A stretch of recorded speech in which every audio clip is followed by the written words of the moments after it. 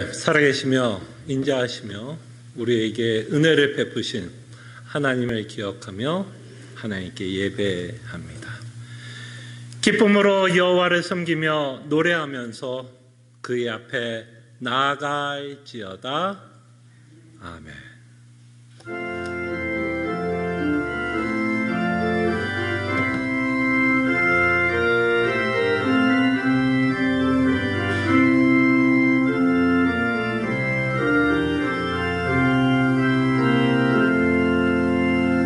세상이 줄 수 없는 기쁨을 구원을 통해서 우리에게 주신 하나님께 감사드립니다. 다시 한번 우리가 받은 구원으로 말미암아 성삼위 하나님을 기억하게 하여 주시고 하나님께 무한한 영광과 존귀를 돌리며 하나님을 송축하는 예배의 시간이 되게 하여 주시옵소서. 이 시간 우리와 함께 하심에 감사하고 모든 기도 예수님의 이름으로 기도합나이다. 아멘. 함께 찬송가 19장 찬송합니다.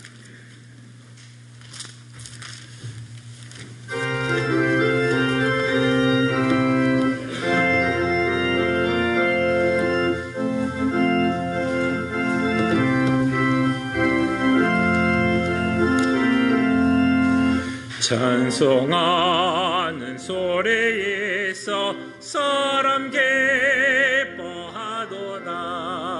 하늘 아버지의 이름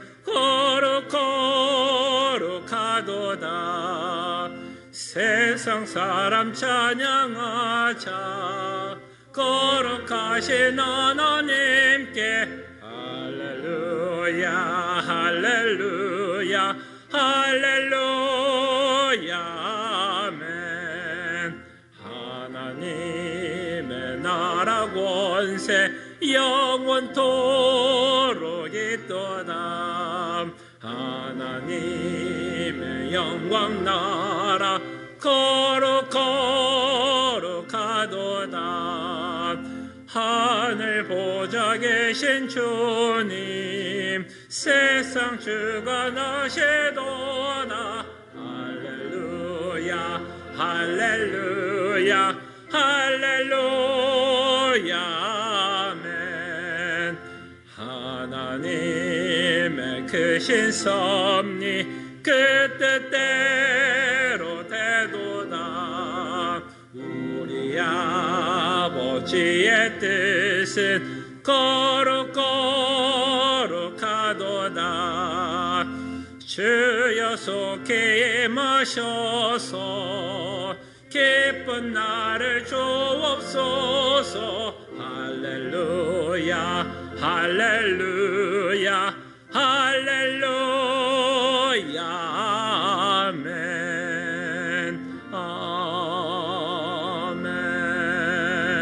아멘.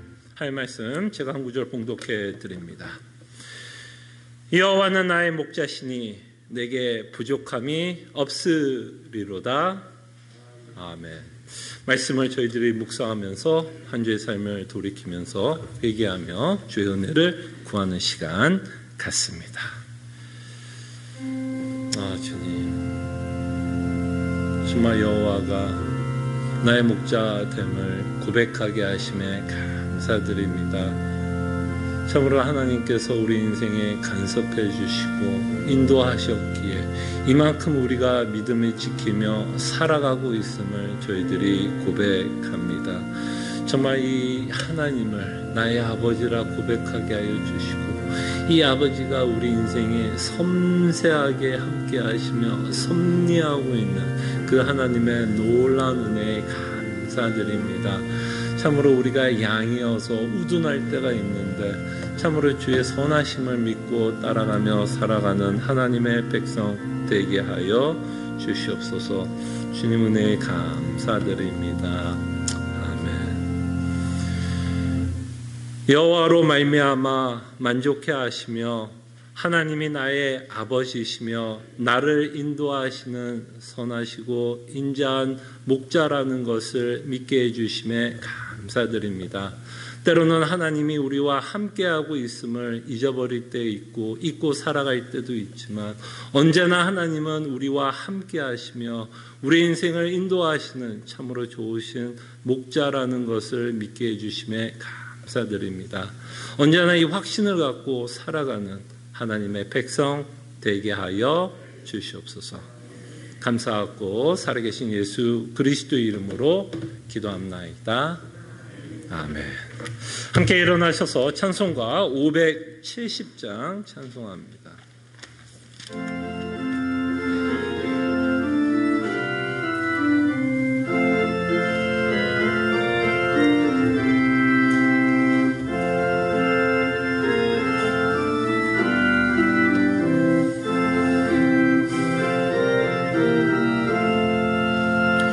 주는 나를 기르시는 목자요 나는 주님의 귀한 어린 양 푸른 풀밭 맑은 시냇 물가로 나를 늘 인도하여 주신다. 주는 나의 좋은 목자 나는 그의 어린 양 저를 따라 꼴을 먹여주시니 내게 부족함 전혀 없어라. 예쁜 새들 노래하는 아침과 노을 베끼는 고운 왕원에 사랑하는 나의 목자 음성이 나를 언제나 불러주신다. 주는 나의 좋은 목자 나는 그의 어린 양 저를 따라 꼴을 먹여주시니 내게 부족함 전혀 없어라. 못된 짐승 나를 해치 못하고 거친 비바람 다리 나의 주님 강한 손을 펼치사 나를 주야로 지켜주신다. 주는 나의 좋은 목자 나는 그의 어린 양 저를 따라 꼴을 먹여주시니 내게 부족함 전혀 없어라. 아멘. 할 말씀 함께 교독합니다. 그러므로 내가 너에게 이르노니 목숨을 위하여 무엇을 먹을까 무엇을 마실까 몸을 위하여 무엇을 입을까 염려하지 말라.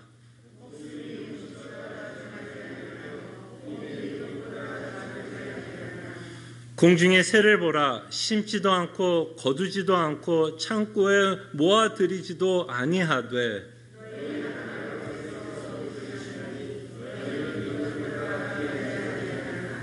너희 중에 누가 염려함으로 그 키를 한 자라도 더할 수 있겠느냐. 들의 백합화가 어떻게 자라는가 생각하여 보라. 쓰고도 아니하고 길쌈도 아니하느니라.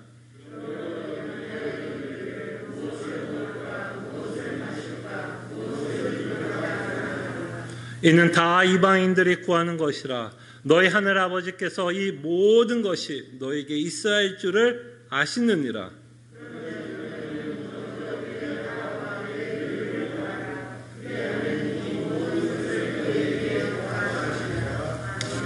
아멘. 우리의 신앙을 함께 고백합니다. 전능하사 천지를 만드신 하나님 아버지를 내가 믿사오며 그 외아들 우리 주 예수 그리스도를 믿사오니 이는 성령으로 잉태하사 동정조 마리에게 나시고 본디오 빌라도에게 고난을 받으사 십자가에 못 박혀 죽으시고 장사한 지 사흘 만에 죽은 자 가운데서 다시 살아나시며 하늘에 오르사 전능하신 하나님 우편에 앉아 계시다가 절에서 산 자와 죽은 자를 심판하러 오시리라. 성령을 믿사오며 거룩한 공예와 성도가 서로 교토하는 것과 죄를 사해 주신 것과 몸이 다시 사는 것과 영원히 사는 것을 믿사옵나이다. 아멘. 자리에 앉으시겠습니다. 함께 찬송가 391장 찬송합니다.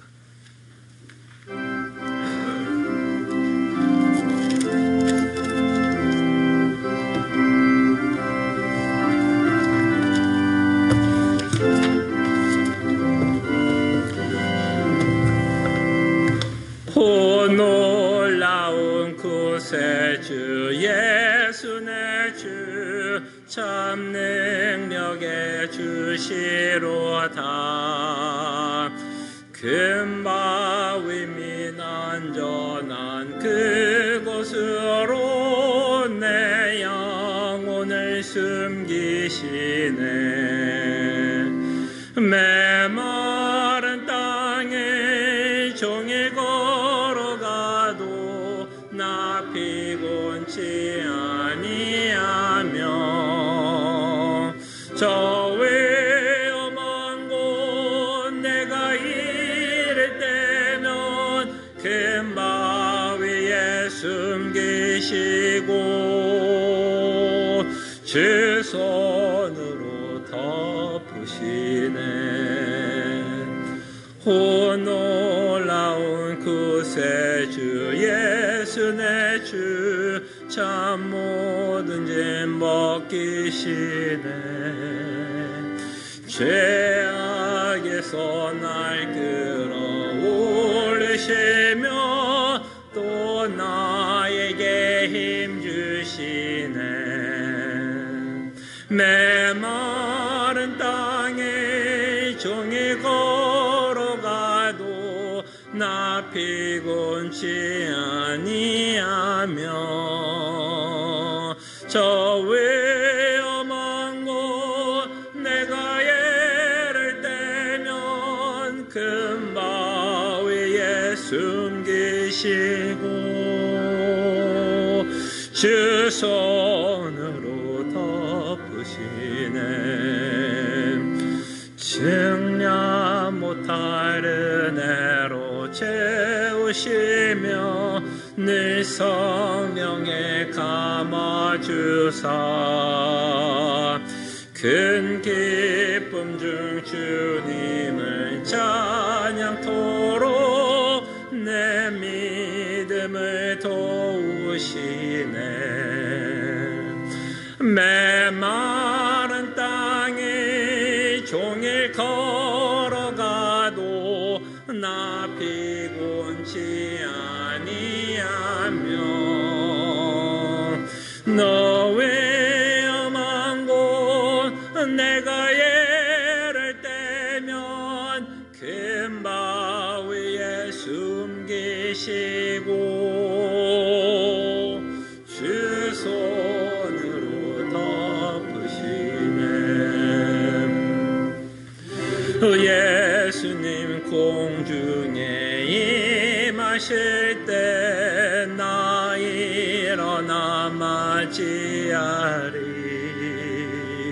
그 구원의 은총을 노래하리. 저 천군과 천사 함께 메마른 땅에 종일 걸어가도 나 피곤치 아니하며 저 위험한 곳 내가 예를 떼면 금바위에 숨기시고 주 손으로 덮으시네.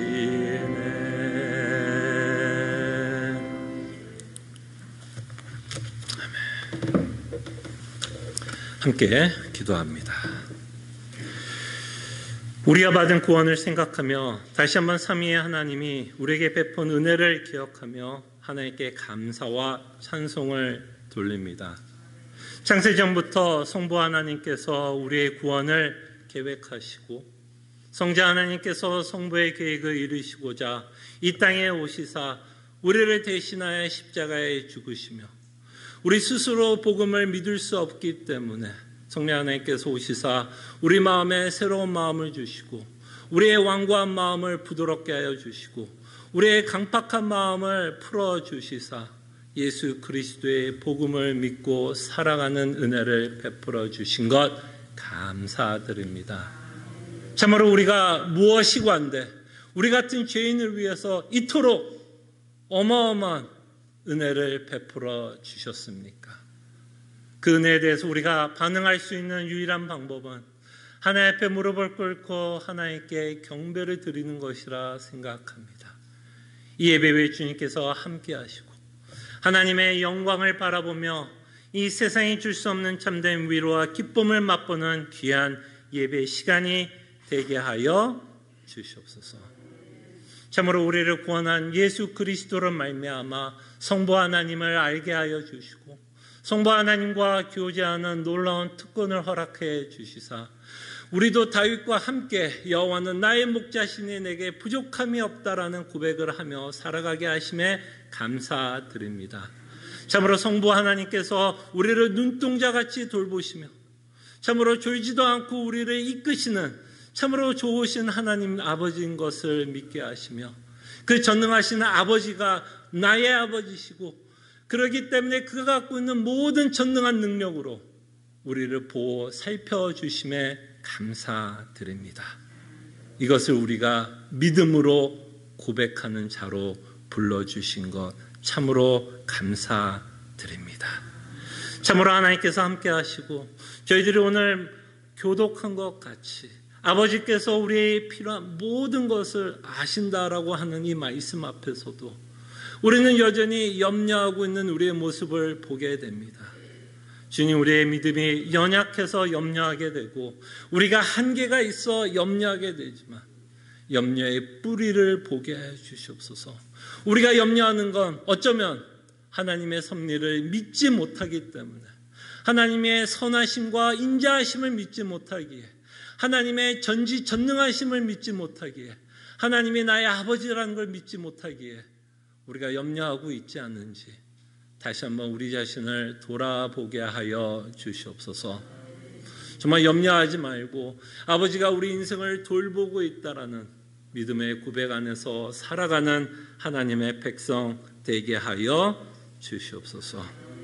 그래서 주께서 베푸신 은혜로 말미암아 우리에게 닥친 많은 문제들 앞에서 우리는 결과를 만들어내는 자들이 아니라 그 문제들 안에서 믿는 자로서 어떤 삶을 살아가야 할지 무엇이 최선이고 무엇이 하나님 앞에서 충성된 종으로 살아가는지를 언제나 고민하게 하여 주실 때에 모든 결과는 하나님께 맡기고 어떤 결과가 나와도 설사 내가 원하는 결과가 나오지 않더라도 그것 또한 아버지의 따스한 손길이며 하나님의 선하신 섭리라는 것을 믿고 살아가는 자들 되게 하여 주시옵소서.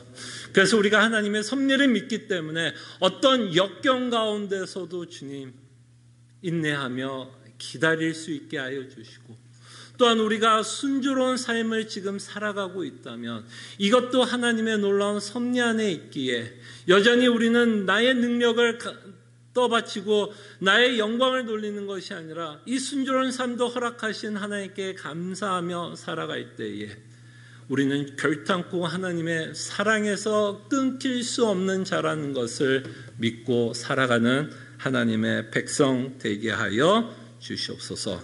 나비로 금과 은 없어도 정말 예수 그리스도로 말미암아 만족하고 자족하며 살아가는 하나님의 백성 되게 하여 주시옵소서.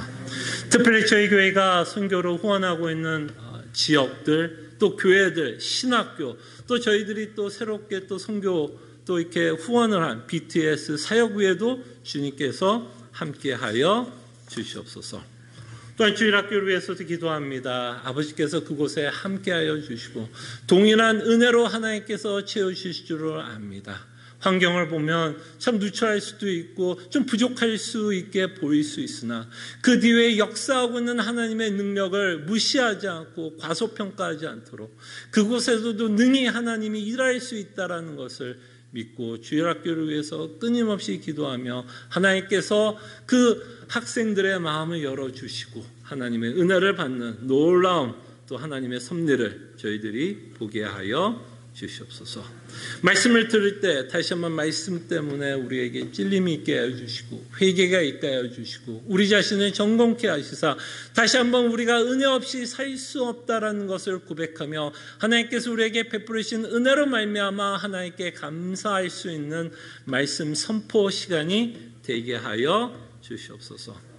다시 한번 하나님의 영광을 바라보며 하나님께 예배할 수 있는 자로 우리를 불러주신 것 너무나 감사드렸고 이 모든 기도 예수님의 이름으로 기도합나이다.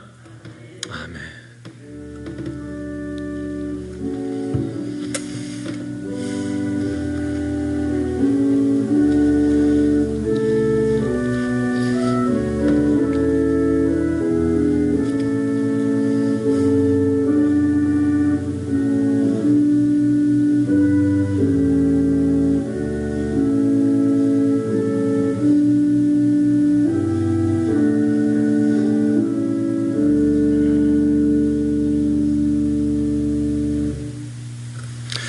하나님의 말씀 사도행전입니다. 사도행전 3장 17절에서 19절입니다. 사도행전 3장 17절에서 19절. 하나님의 말씀이 이러합니다. 형제들아 너희가 알지 못하여서 그리하였으며 너희 관리들도 그러한 줄 아노라. 그러나 하나님이 모든 선지자의 입을 통하여 자기의 그리스도께서 고난받으실 일을 미리 알게 하신 것을 이와 같이 이루셨느니라. 그러므로 너희가 회개하고 돌이켜 너희 죄 없이 함을 받으라. 이같이 하면 새롭게 되는 날이 주 앞으로부터 이를 것이요. 아멘. 오늘 말씀을 통해서 여러분들과 함께 좀 생각해 보고 싶은 건 이런 겁니다. 여러분들이 혹시 전도를 하다 보면 좀 의아한 생각이 들 때가 있지 않습니까? 어떤 생각이 들 수 있냐면 왜 사람들은 복음을 믿지 않을까? 여러분 그런 생각 해보지 않으셨어요? 여러분들이 혹시 친한 친구, 친척들에게 복음을 전할 때 왜 사람들은 왜 이 복음을 믿지 않을까? 복음을 믿지 않을까? 이런 생각을 해봤다면 오늘 본문을 통해서 왜 사람들이 복음을 믿지 않는지에 대해서 저희들이 좀 생각해 볼 수 있지 않나 생각을 해봅니다. 그때 이 사실은 사실 하루 이틀 있었던 일이 아니죠. 지금 여러분들이 전도하고 있을 때 사람들이 믿지 않는 것뿐만 아니라 예수님이 사역했던 시대에도 예수님이 복음을 전할 때에도 사람들은 어떻게 반응했죠? 예수님 복음을 전할 때 그 자리에서 무릎을 꿇고 예수님 어찌하오리까? 말씀만 하시옵소서. 그러면 내가 예수님 믿겠습니까? 이렇게 반응했어요? 아니죠. 사실 예수 그리스도께서 복음을 전할 때에도 사람들은 그 복음을 믿지 않았습니다. 믿지 않으면 다행이죠. 믿지 않는 것으로 끝났으면 다행이죠. 그들은 믿지 않는 것뿐만 아니라 어디까지 나갔죠? 믿지 않는 것뿐만 아니라 그들은 예수님을 죽이기까지 하고 있는 것을 보게 됩니다. 그러니까 여러분들이 지금 혹시 전도를 하다가 복음을 전하면서 사람들이 믿지 않고 있는 걸 보면 뭐 그렇게 놀랄 일은 아닙니다. 뭐 여러분들을 폄하해서 얘기하는 건 아니지만 예수님도 복음을 전할 때 사람들이 믿지 않았어요. 그죠? 그렇다면 우리가 전하는 복음에 사람들이 믿을 거라고 우리가 물론 기대를 하면서 복음을 전하지만 그죠? 사람들이 믿지 않는 그런 모습에 우리가 너무 놀라지는 놀랄 필요는 없다라고 저는 생각을 해봅니다. 그럴 때 왜 우리가 그렇게 좋은 복음, 그죠? 여러분과 저에게는 복음이 없대요. 너무나 위로가 되고 소망이 되고 기쁨과 감사하게끔 하는 이 복음이 왜 사람들에게는 그토록 거부감이 있고 또 사도 바울에 의하면 미련하다고까지 얘기하고 또 얼마나 이렇게 복음을 전했던 예수님이 싫었으면 막 죽이기까지 이루고 있는지 우리는 그런 생각을 하게 됩니다. 그래서 우리는 이런 모습을 보면 좀 답답합니다. 답답하고 안타깝다라는 생각이 듭니다. 그럴 때 오늘 우리가 생각해 보고 싶은 이렇게 복음을 거부하는 모습을 보면서 사실 인간이 갖고 있는 뿌리 깊은 문제를 저희들이 보게 됩니다. 뿌리 깊은 인간의 모습을 보게 되고 이 뿌리 깊은 인간의 문제 때문에 사람들은 복음을 거부하고 있다는 것을 저희들이 보게 됩니다. 그리고 이렇게 뿌리 깊은 인간의 모습을 보면서 이 사람들이 결국 누구였다라는 거죠? 바로 나였다라는 것. 나도 이런 가운데서 구원을 받았다라는 것을 저희들이 보게 됩니다. 자, 그럴 때 인간이 갖고 있는 뿌리 깊은 이유, 왜 복음을 거부하고 있는지에 대해서 사도 바울 베드로는 끊임없이 설교를 통해서 이렇게 말씀합니다. 17절에 보면 형제들아 너희가 알지 못하여서 뭐라 그래요? 알지 못했다라고 말합니다. 알지 못하여서 그리하였으며 너의 관리들도 그리한 줄 아노라. 지금 무슨 말을 하는 거예요? 이 당시 1세기에 지금 베드로의 설교를 듣고 있는 자들은 어떤 자들이었죠? 진짜 어떤 자들이에요? 정말 예수 그리스도를 죽이라고 외쳤던 자들도 지금 누구 앞에 서 있는 거예요? 베드로 앞에 서 있는 자들입니다. 그래서 지금 베드로가 이렇게 말을 하는 거예요. 너희들이 뭐를 했냐? 너희들이 외치지 않았냐? 너희들이 예수님을 죽이라고 외치지 아니었느냐라고 하면서 끊임없이 베드로는 이들을 정죄하고 있는 모습을 보게 됩니다. 니들이 예수를 죽였다라고 얘기합니다. 그러면서 사도 베드로가 너희들이 왜 그렇게 예수님을 죽였는지에 대해서 17절에 뭐라 그래요? 너의 관리들과 마찬가지로, 이 관리들은 누구였죠? 그토록 예수님을 가장 싫어했던 관리들 중에 대표적인 인물 잘 아는 바리새인들 같은 대제사장들, 종교 지도자들, 정말 유대 종교의 종교자들, 정말 예수님을 거부했고 그들을 죽이려고 했던 관리들과 마찬가지로 너희들의 문제가 뭐였냐면 알지 못하여서 예수님을 죽였다고 합니다. 그러면 이들이 예수님을 죽였던 이유를 우리는 보게 되죠. 왜 이들이 예수님을 죽인 거죠? 다시 말씀드리면 왜 이들은 복음을 거부하게 되었는지를 사도 베드로는 말씀합니다. 왜 그렇게 했어요? 너희들이 알지 못했기 때문에 죽였다라고 말씀을 합니다. 여러분 기억나세요? 예수님이 십자가에 죽으면서도 이들을 위해서 기도했던 거 기억나십니까? 이들을 저주했다기보다는 예수님이 십자가에 죽으면서도 이렇게 기도했습니다. 이들을 뭐 해달라고 기도해요? 아버지께 기도합니다. 용서해달라고 기도를 합니다. 용서해 주세요. 그러면서 뭐라고 예수님이 또 기도를 하죠? 이들이 이렇게 하는 행동은 이들이 잘 알아서 아니면 잘 몰라서, 이들이 나를 죽이려고 했던 이유는 이들이 정말 몰라서 이러는 겁니다. 하나님 아버지 용서해 주시옵소서라고 말씀을 하고 있는 것을 보게 됩니다. 그래서 인간이 복음을 거부하는 이유, 예수 그리스도를 거부하는 이유는 그들이 알지 못해서, 다시 말씀드리면 뭐했다라는 거죠?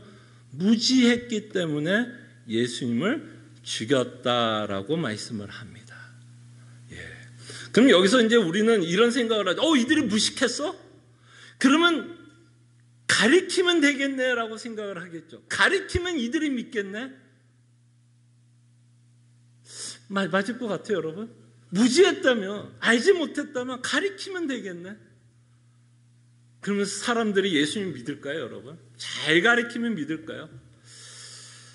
여러분 다시 한번 예수님의 사역을 기억해 봅시다. 예수님보다 복음을 잘 가르칠 수 있는 사람이 있을까요, 여러분? 지금까지 예수님 이후에 있었던 수많은 신학자들, 사도들까지도 포함해서 정말 예수 그리스도보다 복음을 더 잘 전하고 가르칠 수 있는 자가 있었을까요? 당연히 없었겠죠. 예수님이 가르쳤을 때도 이들은 거부했습니다. 그러면 우리는 이런 생각을 합니다. 이게 가르침이 없어서 무지하다라고 이야기하는 건 아니구나라고 생각하셔야 돼요. 이들이 못 배워서, 바리새인들이 예수님의 말씀을 못 들어서, 사도 베드로의 설교를 못 들어서 그들이 무지했다라고 얘기하는 건 아니라는 겁니다.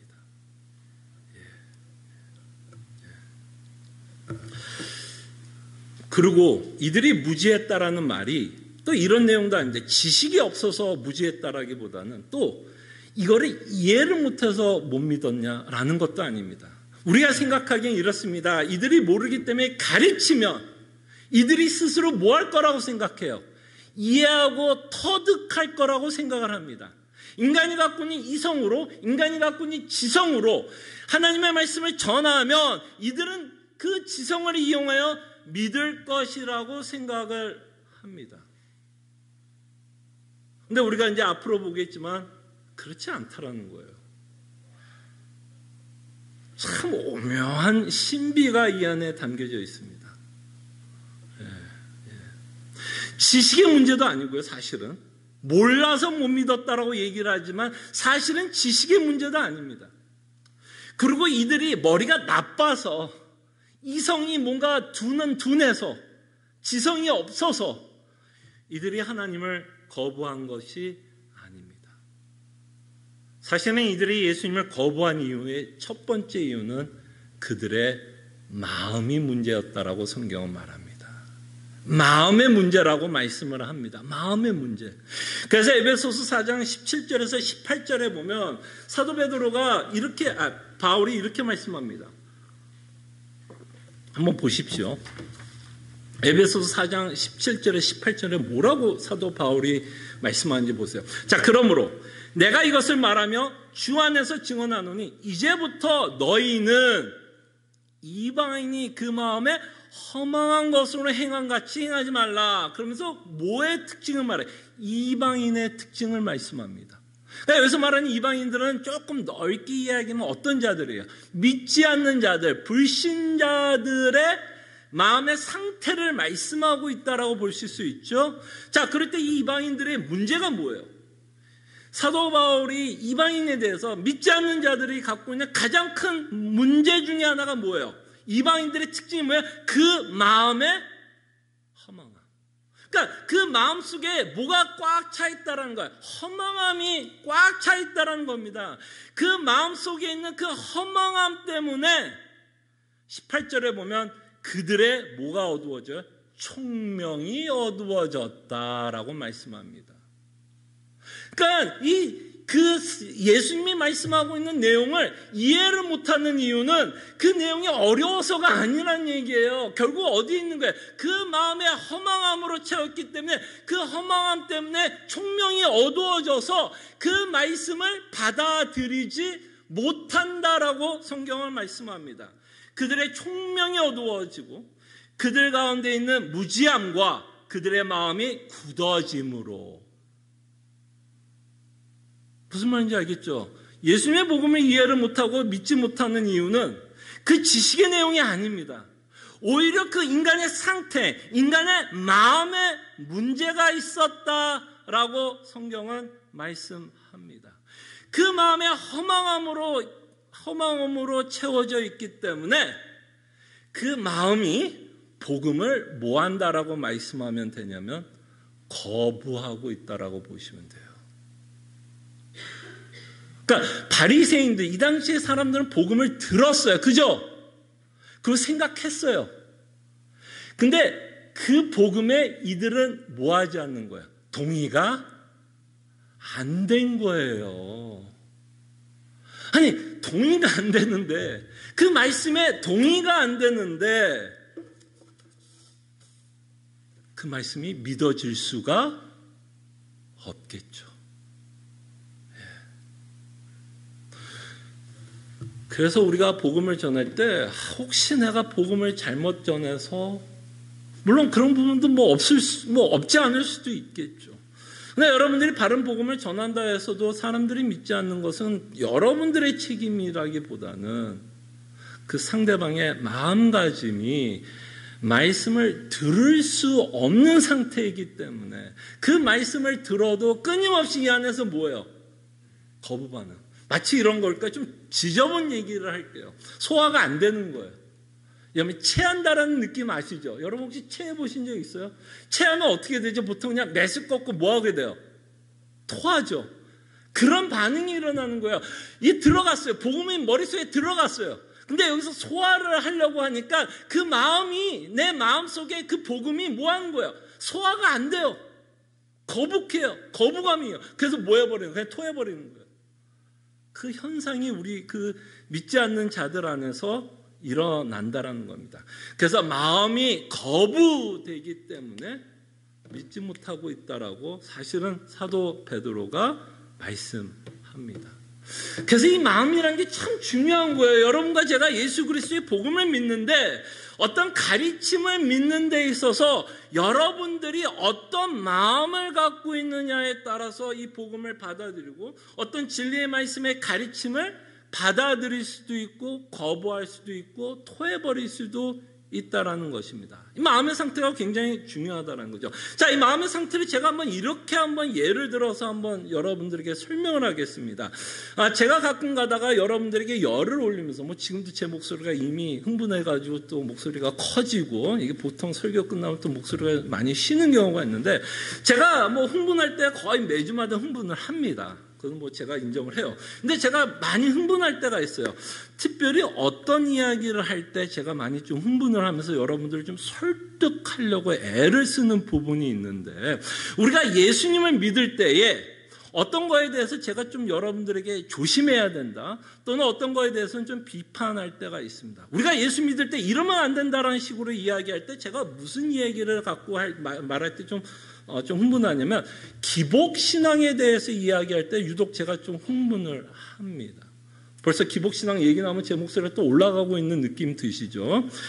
생각해 보십시오. 만약에 내 마음이 기복신앙이 맞다라는 마음을 갖고 있다면 정말 예수님을 믿으면 나는 이 땅에서 예수 그리스도로 말미암아 이 땅의 축복을 받고 살아간다라는 그 신앙이 내 마음이 옳다라고 생각이 들면 어떤 반응이 일어날 수 있냐면 여러분들이 제 설교를 들을 때 거부 반응이 일어날 수 있게 됩니다. 당연한 거 아니겠어요? 여러분들이 생각하기엔 내가 하나님을 믿고 내가 예수님을 믿으면 정말 이 땅의 것들 다 채워줄 거라고 나는 그걸 믿고 살아왔고 하나님이 마치 그렇게 한 것 같이 나는 생각이 드는데 저의 설교 가운데서는 기복신앙에 대해서 이야기할 때는 굉장히 지금처럼 막 열을 내면서 아니다라고 여러분들에게 주장을 합니다. 그럴 때 여러분 어때요, 여러분? 여러분 이 가운데서는 여러분들이 이걸 받아들이시는 분이 있을 거고, 그죠? 기복신앙은 잘못됐다라고 받아들이는 사람이 있을 거고, 또는 저는 저희 교인들 가운데 이런 분이 없기를 바라지만 거부하는 사람도 있겠죠. 왜 없겠어요? 근데 그 거부하는 이유가 뭘까요? 이미 내 마음속에는 내가 믿고자 하는 내용이 이미 있기 때문에. 바리새인들도 그렇고 이 당시의 사람들도 그들이 믿고 싶었던 내용이 있었다는 거예요. 그 믿고 싶었던 내용이 결국 내 마음에 가득 차 있기 때문에 예수님이 그들이 듣고자 하는 이야기를 해주지 않게 되면 당연히 그들은 무슨 생각이 날까요? 복음에 대한 거부 반응이 일어납니다. 근데 저는 기복신앙만을 비판하는 게 아니라 저는 조금 한 발 더 나가죠.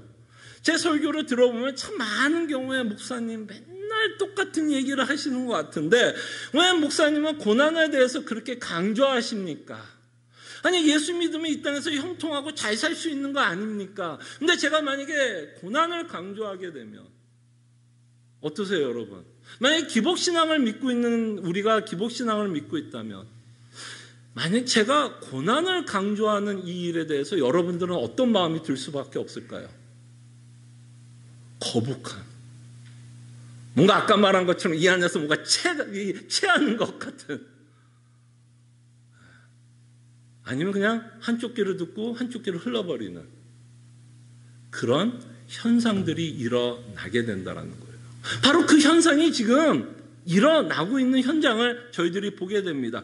그래서 사도 베드로가 그렇게 하는 거예요. 너희가 알지 못해서, 너희들이 알지 못하는 이유는 결국에는 마음의 문제다라고 얘기하고, 마음속에 가득 찬 어떠한 것을 믿고 있는 그 내용 때문에 내가 전하고 있는 복음을 거부하고 있다라는 것을 저희들이 보게 됩니다.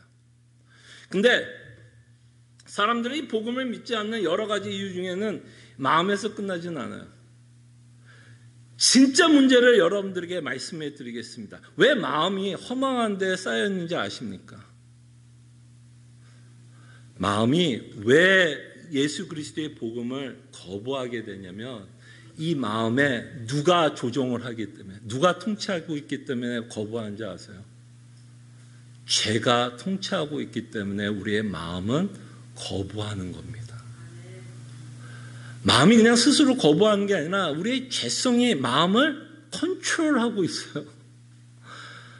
그래서 그 죄성이 마음을 컨트롤하다 보니까 그리스도의 복음에 거부하고 있는 모습을 보게 됩니다. 그래서 마음 뒤에 진짜 조종자는 누구예요? 죄가 조종하고 있다라고 성경은 말씀합니다. 그래서 고린도후서 3장 14절과 14절에 보면 14절만 보겠습니다. 14절에 보면 사도 바울이 인간의 상태를 이렇게 말씀합니다. 그러나 그들의 마음이 뭐 했다고요? 완고하여. 오늘까지도 구약을 읽을 때 그 수건이 벗겨지지 아니하고 있으니 그 수건은 그리스도 안에서 없어질 것이라. 그래서 그들의 마음, 그 마음이 완고하다라는 얘기입니다. 그 완고함이 마음을 뭐한다? 통치하고 다스린다라는 거야. 인간의 고집, 인간의 죄성이 마음을 통치하고 있어서 구약을 읽을 때 누구를 보지 못한다고 얘기하는 거예요. 예수 그리스도를 보지 못한다라고 사도 바울이 말씀을 합니다. 그래서 우리의 진짜 문제는 뭐냐면 우리의 죄성이 우리의 마음을 컨트롤하고 있는 것이 우리의 문제다라는 걸 보게 돼요. 그래서 사람들은 복음을 거부합니다. 그리고 거부할 수밖에 없어요. 왜냐하면 우리의 죄성은 어떻게 반응하죠? 하나님 앞에서. 여러분과 제가 거부하는 내용이 뭘까요, 여러분? 여러분 생각해 보세요. 여러분들은 복음을 믿으면요, 여러분들은 천국에만 가는 게 아닙니다. 그죠? 복음을 믿으면요, 여러분들은 천국에만 가는 게 아니에요. 복음을 믿는다는 얘기는 예수 그리스도가 나의 주님이시다라고 믿는 겁니다. 근데 여러분, 우리의 죄성은요, 천국에 가는 거는 업세트가 돼요. 왜? 천국은 좋은 곳이라고 하니까. 근데 우리의 죄성은요, 이거를 거부하게 돼요. 뭐를 거부하게 되냐면 예수님이 나의 주님이다라는 건 거부하게 됩니다. 왜? 여전히 인간의 죄성은 누가 하나님이 되기를 원하냐면 내가 내 자신, 내 인생의 하나님이 되고 싶어요. 그러니까 인간은요, 다 자기 마음대로 갖고 싶은 거예요. 복음도 어떻게 이해해? 천국 가는 것만 이해하고 예수님을 주님으로는 뭐 하고 싶은 거야? 거부하고 싶은 거야. 이 신앙의 모습 가운데 이런 모습 있지 않습니까? 결국 우리가 순종하지 못하고 있는 우리의 모습을 보게 되면 순종하지 못하고 있는 우리의 모습 뭐예요? 결국 예수님을 정말 주님으로 우리가 섬기고 살아가고 있는지, 아니면 여전히 사사기에서 나온 것처럼 내 옳은 대로 살아가려고 하는 우리의 모습을 보게 됩니다. 그래서 복음이 불편한 이유는 천국 가는 거는 좋은데 정말 예수님을 나의 주로 고백하고 살아가는 거는 굉장히 불편합니다. 불편해요. 한번 예를 들어볼까요, 여러분? 어느 정도로 우리가 불편할 수 있느냐면, 여러분, 제가 많이 강조하는 내용 중에서 형제의 사랑에 대해서 이야기를 많이 합니다. 이 형제의 사랑 그냥 들어보면 뭐 당연한 이야기고, 그죠? 당연한 사람의 상식이 갖고 있으면 당연히 옆에 있는 사람을 사랑해야 되는 건 너무 당연합니다. 근데 하나님이 요구하는 사랑은요, 그냥 우리가 생각하는 인간적인 사랑이 아니에요. 인간적인 사랑은 끊임없이 조건부에 의해서 사랑하게 됩니다. 누가 나에게 잘해주면 사랑하는 건 너무너무 쉬워요. 누군가가 나에게 잘해주는 사람을 사랑하는 건 너무너무 쉬워요.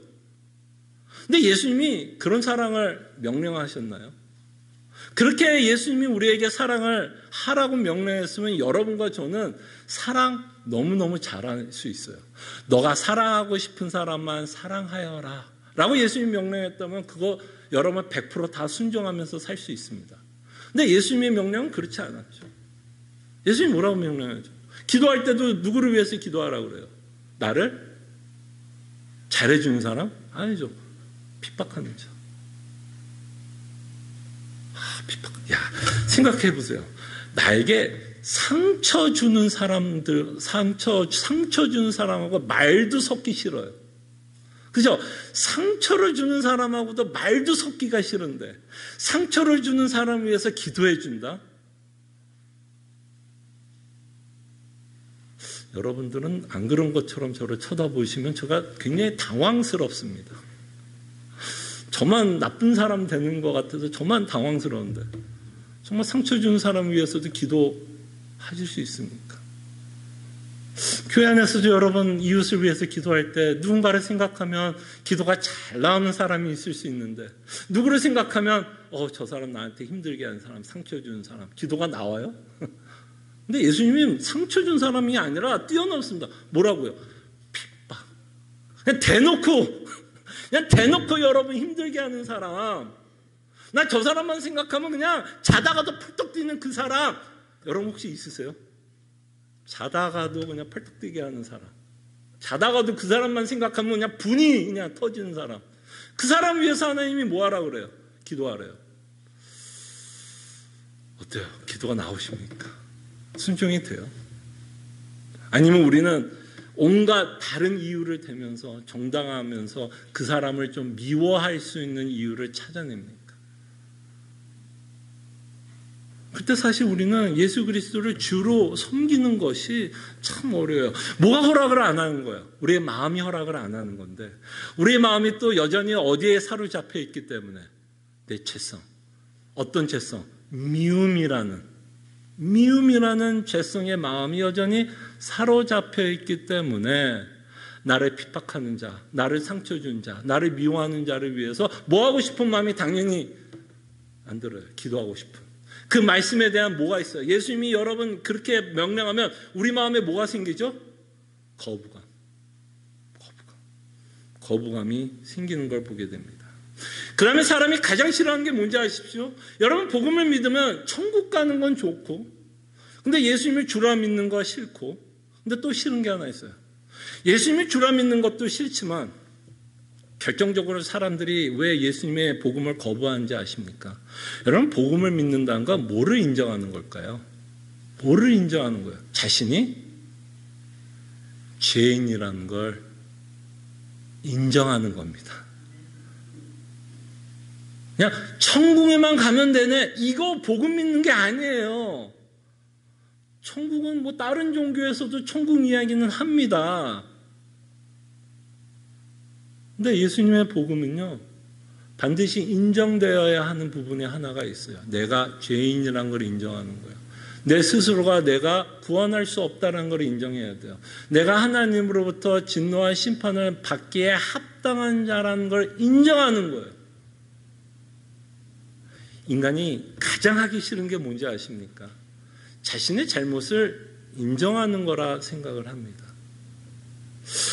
제가 목회를 하면서 가장 힘든 게 뭐냐면 저의 부족한 걸 인정하는 거예요. 제 부족한 거를 여러분들 앞에서 인정하는 거. 제 잘못을 여러분들 앞에서 인정하는 거.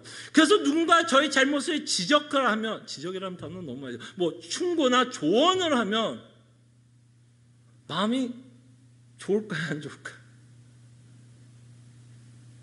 불편합니다. 거부하고 싶어요. 끊임없이 나는 뭐라고 생각하고 싶을까요? 나 목회 잘 하고 있어.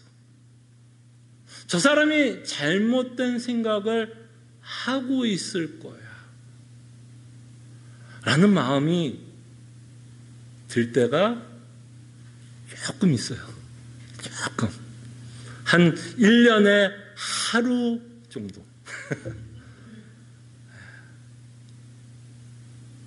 여러분, 부부싸움 왜 해요? 여러분, 곰곰이 생각해 보세요. 부부싸움 왜 해요? 물론 싸울 일 있죠. 싸울 일 있어요. 근데 상대방이 내가 좀 부족했구나. 아유, 그래, 내가 잘못했구나. 이 한마디면 끝나요. 그냥 끝날 일이에요. 사실 그렇지 않아요? 여러분 한번 곰곰이 생각해봐요. 내가 잘못 생각했구나. 이 한마디면 끝나요. 그러면 뭐 유리병도 안 깨지고요. 문도 성하지 않고요. 밥도 얻어먹을 수 있고요. 다 끝나요. 근데 그게 안 돼요. 그게 안 돼요. 그게 안 되니 어떻게 해야 돼요? 끊임없이 나는 잘못하지 않았다는 거를 말을 해야 돼요. 그게 안 되면 내가 잘못했던 거를 그 변명이 안 되고 변호가 안 되면 이제 다음 작전이 뭘까요? 물귀식 작전이야. 나도 그런데 너도 그렇지 않냐. 나도 그런데 당신도 그러지 않냐. 그냥 물귀신 작전이에요. 그때부터는. 다 죽는 거예요. 그러면요. 내가 한번 죽으면 내가 자존심 한번 굽히면 되는 문제가 그냥 온 집안은 그냥 쑥대밭을 만들고, 그죠? 자녀들을 그냥 무섭고 그냥 두려운 공포 분위기로 그냥. 그래서 자녀들도 그냥 눈치를 그냥 봐야 되는 상황을 우리는 만듭니다. 뭘 못해서요? 사실 뭘 못해서요? 내가 잘못했다는 말 한마디를 못해서. 교회 안에서도 그거 한마디 못해서. 그거 한마디 못해서. 교회가 힘들어질 때도 참 많습니다. 인간이 못해요. 진짜 안 돼요. 그래서 바리새인들이 뭐 한 거예요, 사실? 예수님이 죽이려고 했던 건 예수님이 가르쳤던 수많은 교리뿐만 아니라 그토록 바리새인들이 예수님이 싫어했던 이유가 뭔지 아세요? 왜 그렇게 싫어하고 거부했을까요? 예수님은 바리새인들을 인정해 주지 않았어요. 아브라함의 자손이라는 것도 인정하지 않았고요. 이들이 하나님 앞에서 참으로 의로운 자라고 거룩한 자라는 것도 인정하지 않았고요. 오히려 예수님이 이들을 뭐라고 계속해서 크리티사이즈 했냐면 이 독사의 자식들아. 제가 여러분들에게 한번 그렇게 한번 설교해 볼까요, 여러분? 이 독사의 자식들하고 얘기할. 아마 나가자마자 돌 맞지 않을까. 여러분 정말 기분 좋았을까요, 바리새인들이요? 그렇게 자기 딴에는 율법을 지킨다라고 생각한 자들 앞에 예수님이라는 자, 청년 예수님이 나와서 독사의 자식들아라고 이야기를 하고 있다면 그들의 기분이 좋았을까요, 여러분? 상당히 기분이 나빴을까 생각을 해봅니다. 그렇기 때문에 그들은 복음을 거부하게 돼요.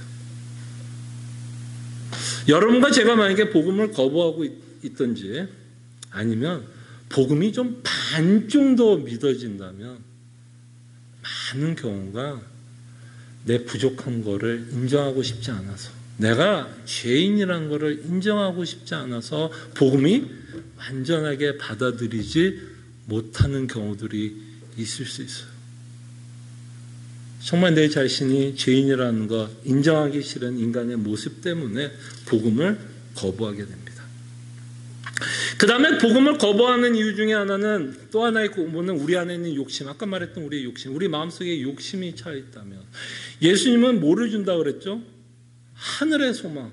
하나님의 나라를 줄 것을 사실 약속하고 있는 게 그의 복음이었습니다.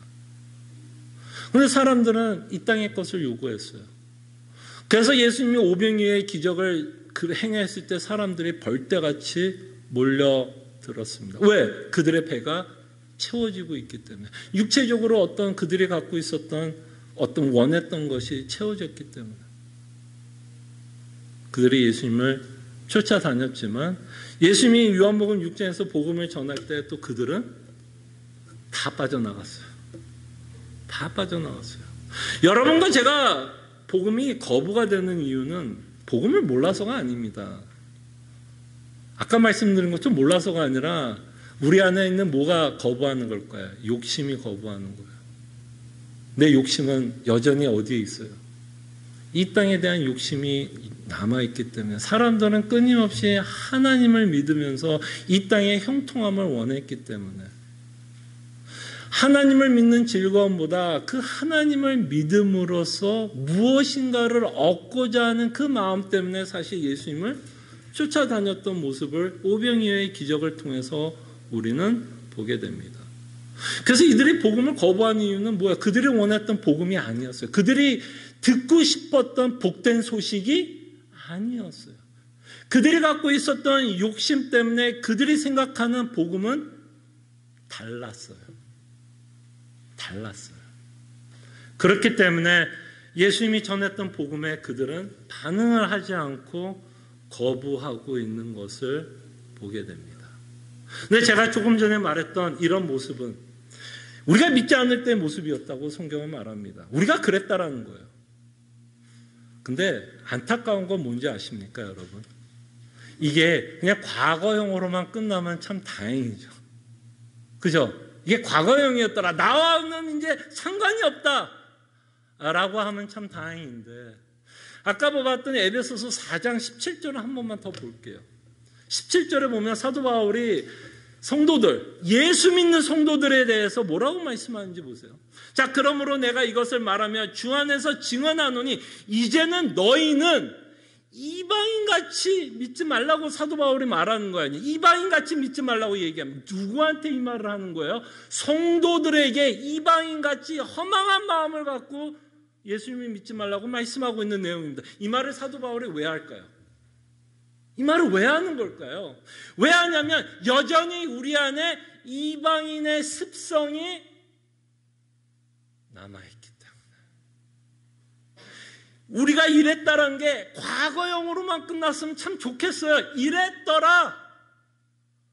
그죠? 이랬더라 라고만 끝나면 참 좋겠는데 여전히 우리 안에 우리의 마음 가운데 우리를 지배하고 있는 죄성이 여전히 남아있다라는 것입니다.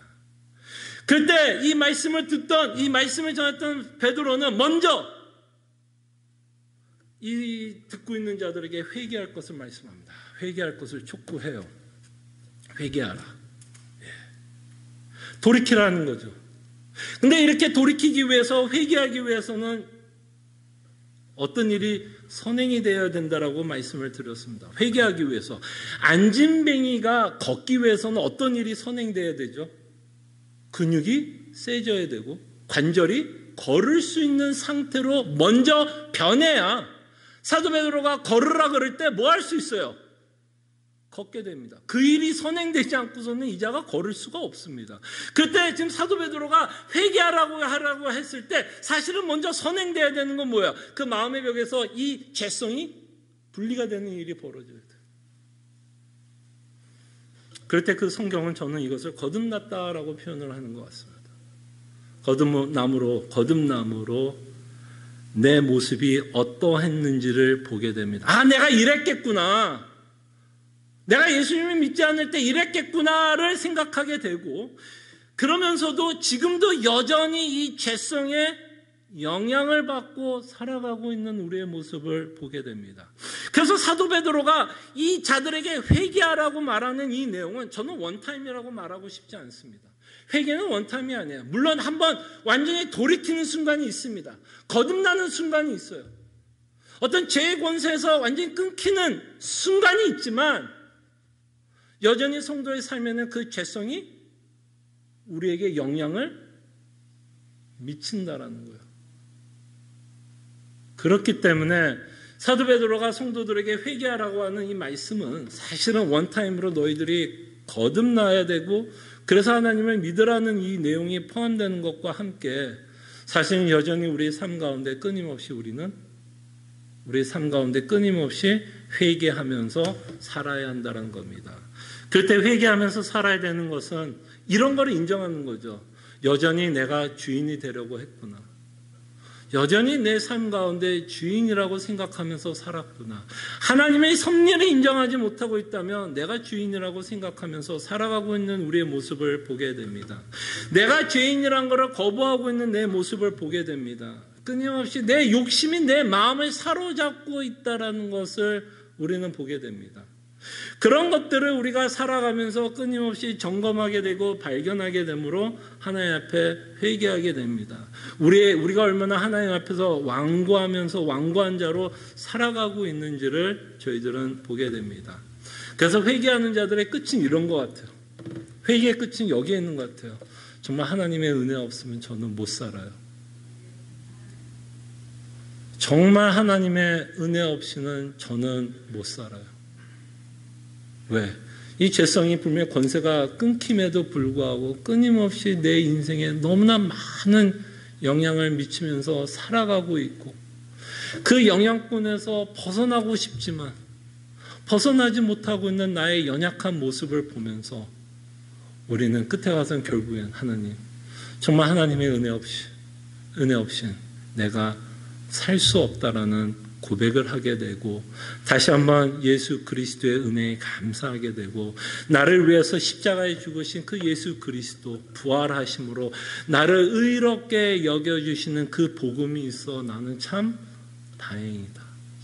참 감사하다라는 생각을 하면서 살아갑니다.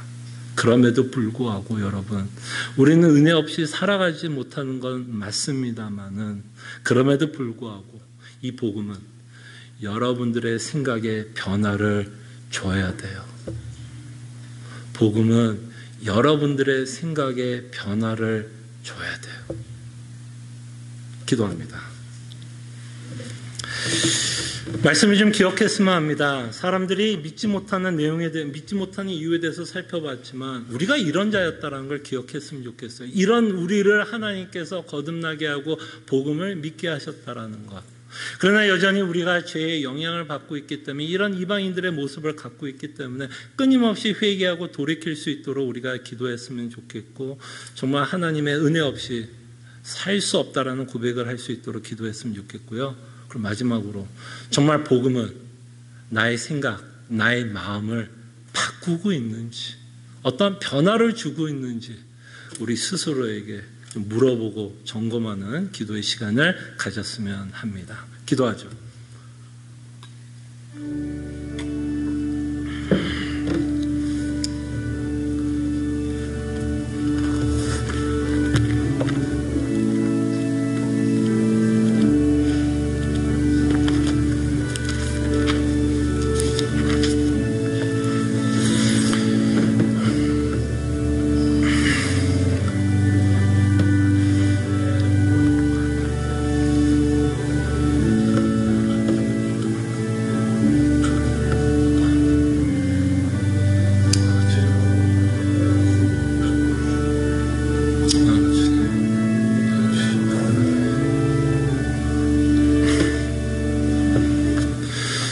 참으로 고마우신 하나님, 정말 우리가 무지했고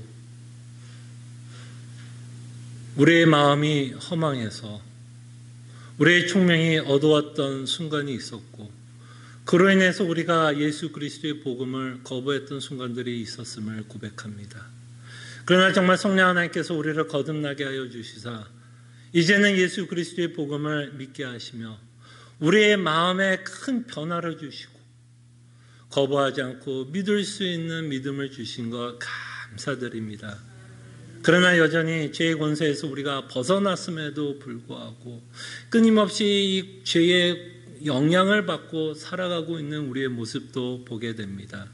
그러기에 우리의 회개가 원타임으로 끝나는 것이 아니라 끊임없이 말씀을 통해서 우리 자신을 돌아보게 하여 주시고 인정하게 하여 주시고 하나님의 은혜 없이 우리가 살 수 없다라는 것을 매일매일 인정하면서 살아갈 때에 다시 한번 주께서 베풀어 주신 은혜로 말미암아 하나님께서 요구하는 삶을 포기하고 못한다라고 생각하는 것이 아니라 그 은혜 때문에 다시 한번 용기를 내서 하나님이 원하는 삶을 살아갈 수 있는 하나님의 백성 되게 하여 주시옵소서. 감사하고 살아계신 예수 그리스도 이름으로 기도합나이다. 아멘. 함께 일어나셔서 찬송가 324장 찬송합니다.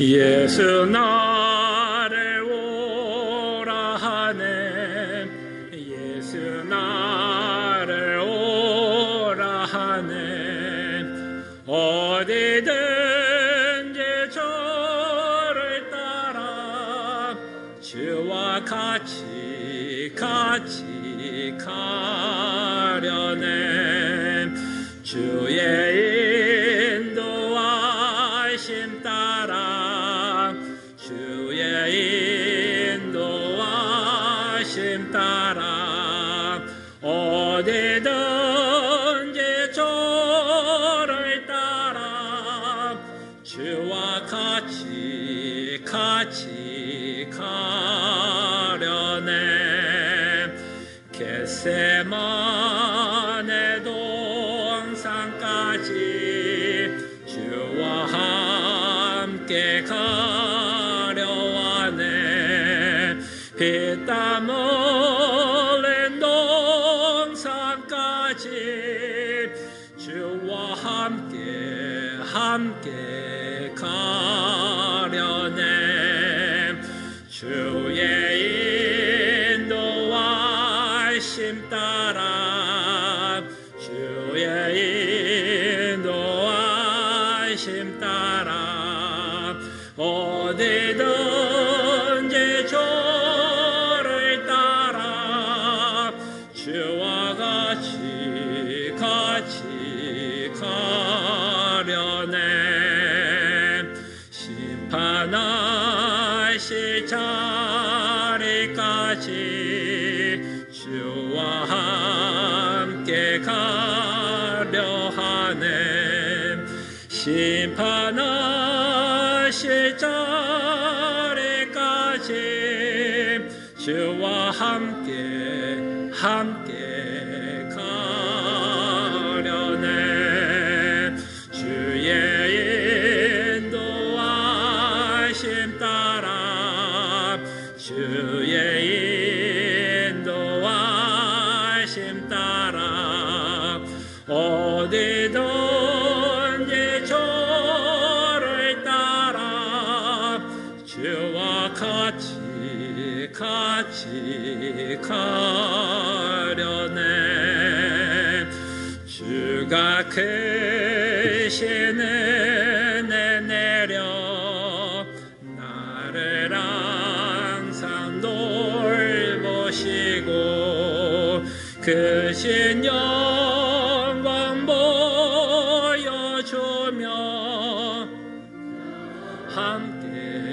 함께 가시네 주의 인도하심 따라 주의 인도하심 따라 어디든지 저를 따라 주와 같이 가려네. 아멘. 하나님의 백성들이여 하나님이 주신 축복의 말씀 위로의 말씀 믿으시기를 바랍니다. 소망의 하나님이 모든 기쁨과 평강을 믿음 안에서 너에게 충만하게 하사 성령의 능력으로 소망이 넘치게 하시기를 원하노라. 아멘.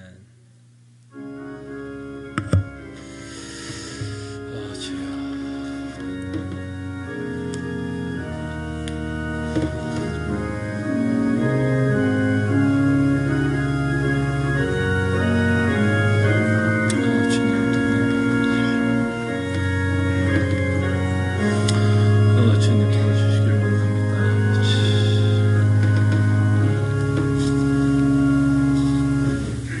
우리 옆에 또 뒤에 앞에 계신 성도들과 인사했으면 합니다. 또 이렇게 여러분들과 함께 앉아 또 예배하게 되어서 너무 감사하고요. 저희가 이제 팬데믹이 시작하고 나서 또 저희 교회 또 오래간만에 또 방문이라기보다 함께 예배인데 저기 송근혜 자매님 또 뒤에 오셨습니다. 어린 자녀가 있어서 함께 예배 못했는데 또 같이 또 예배하게 돼서 너무 감사하게 생각합니다. 몇 가지 또 교회 소식을 여러분들에게 알려드립니다. 수요 성경 공부 하이델베르그 요리문답 주의 10이 아니라 11입니다. 지난주까지는 저희가 성부에 관해서 살펴봤습니다. 창조주 하나님이시며 섭리하시는 성부의 하나님에 대해서 살펴봤다면 이번 주부터는 이제 성자 예수 그리스도에 관해서 여러분들과 함께 살펴보려고 합니다. 여러분 사도신경 이게 매주마다 제가 이 얘기를 하면 이게 효력이 떨어지는 거 압니다. 나 진짜 뭐 성경 공부에 직접 들어오실 수 있는 분들은 들어오시고요. 꼭 유튜브로도 꼭 들어주십시오. 정말 이 사도신경 안은 복음이 녹아져 있습니다. 참 복음이 녹아져 있고요. 정말 하나님이 얼마나 우리를 사랑하고 있고 인도하고 있고 참으로 우리를 섭리하신 참 좋으신 하나님인 것을 우리가 매주마다 고백하고 있는 그 내용을 저희들이 사도신경을 통해서 살펴보고 있으니까요. 수요성경 공부 들어오지 못하신 분들은 꼭 유튜브라도 꼭 들어주시고 특별히 이번 주 지난주에 저희가 섭리에 대해서 살펴봤는데요. 참 중요한 가르침이라고 생각을 합니다. 섭리가 믿어져야 여러분 신앙생활에 즐거움과 기쁨과 감사가 있습니다. 섭리가 안 믿어지면요 너무 힘들어요. 진짜 힘듭니다. 하나님 믿고 따라가기가 참 힘듭니다. 그래서 정말 여러분들 혹시 위로가 필요하신 분들은 정말 이 섭리 가르침을 한번 들어보시면 좋을 거라 생각합니다. 새벽 기도에 있습니다. 계속해서 우리가 말씀을 가지고 기도 제목을 삼고 저희들이 기도합니다. 여러분 초대하고요. 그 다음 북클럽 6월 6일 저희들은 이제 마지막입니다. 15, 16장까지 왔고요. 뭐 여러 사정으로 또 뭐 참석하지 못하신 분들도 좀 덜어 있었습니다. 또 마지막이기 때문에 혹시 책을 구입하신 분들은 또 스스로 잘 읽고 계시겠지만 마지막에 혹시 저희들이 또 여러분들과 얼굴을 좀 보면서 물론 주무를 하지만 혹시 책을 갖고 계신 분들은 15장, 16장 읽어주시고 함께 마지막으로 우리가 이 책을 좀 읽으면서 우리의 신앙도 좀 점검하고 또 우리가 이 책을 통해서 하나님의 은혜 받은 내용에 대해서도 좀 함께 나누면서 저희가 좀 정리하는 시간을 갖겠습니다. 그 다음에 또 세미나가 하나가 준비되어 있는데요. 지난 3월 달에 저희들이 좀 작은 교회라고 해서 제가 좀 소개했던 공동체 모임이 있음을 여러분들에게 말씀을 드렸고 저희가 줌으로 저희들이 한번 했는데요. 그 작은 교회 모임, 목사들 모임에서 또 하나의 세미나를 좀 준비를 했습니다. 주제는 교회 성찬 공동체라는 주제를 가지고 저희가 6월 13일 오후 4시부터 6시 줌과 유튜브로 세미나를 좀 준비하고 있으니까요. 여러분 이 날짜 좀 기억해 주시고 저희들이 매달 한 번 저희들이 성찬을 대하지 않습니까? 그래서 우리가 이 성찬을 대할 때 좀 어떤 믿음을 갖고 저희들이 성찬을 대해야 할지 다시 한번 또 복습하고 또 말씀을 통해서 다시 한번 새롭게 배우는 시간이 되기를 소원합니다. 또 여러분들이 나가시면 또 지금 이 시간이면 좀 약간 또 떨어지는 시간이죠. 1시간 15분 또 설교 듣는 거 이거 쉬운 일 아닙니다.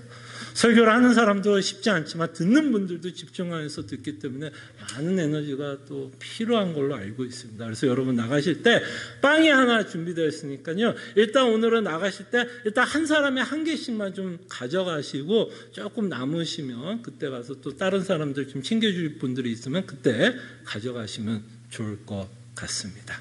감사합니다.